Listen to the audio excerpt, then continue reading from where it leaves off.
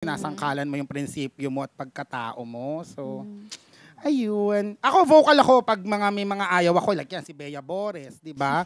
Sinasabi ko naman, kahit wag nyong i-blip, okay lang. Kasi I want them to know na, you know, hindi porket privilege kayo, you can do anything. Di ba? Just because you have money, you think you have the power. So, it's not. Diba? So, may mga tao na nakakakita sa inyo at hindi cute yung pagpapakatangan nyo habang nasa UP kayo, di ba? So, grow up. Boom! Oh my God. A lot of people need to grow up. Gumagalaw eh. Ano pala, last question is, how do you walk the line between yung pagiging totoo sa sarili mo at sa opinion mo at yung, syempre, yung pagiging careful din at being mindful din sa beliefs ng iba at sa kung ano yung pwedeng maka-offend sa iba. Societal norms, mga ganun. Very mindful, very demure.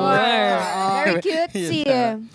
Actually, to be honest, malaking-malaki talaga yung utang na loob ko kay Vice. Lagi kong pinagmamalaki talaga na naging manager ko siya kasi ang dami kong kinatakutan bigla.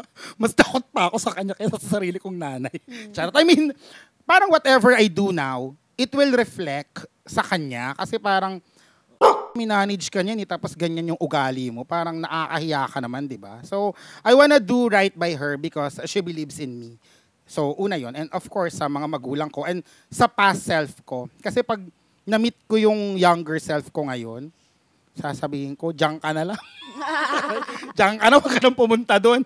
And I owe it to the people kasi tayo, as we work in front of cameras, we have a social responsibility sa mga nanonood sa atin kasi whatever we feed them, yun yung nagiging sila. So, sobrang importante nun, di ba? So, ako, I just don't walk the line, I hold the line. Wow. Ang arte. Taga-Rappler.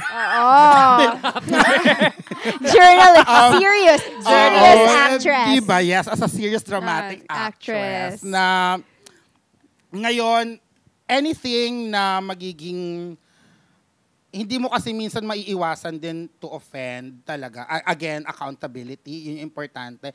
And ako, when in doubt, hindi ko na pinopost.